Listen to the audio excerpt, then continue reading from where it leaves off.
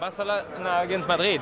Ah, that's a good question. Huh? Yeah, maybe a lot of fun on one side, but a lot of people who are gonna hate me. So, and I know that Carlos Sainz, for example, if I say that Barcelona are gonna win, then he don't speak to me anymore. So, I will say they will draw. Let's say about the players. I have a small preference for Barcelona because I prefer Messi and Neymar than Ronaldo. But from the team, I like both.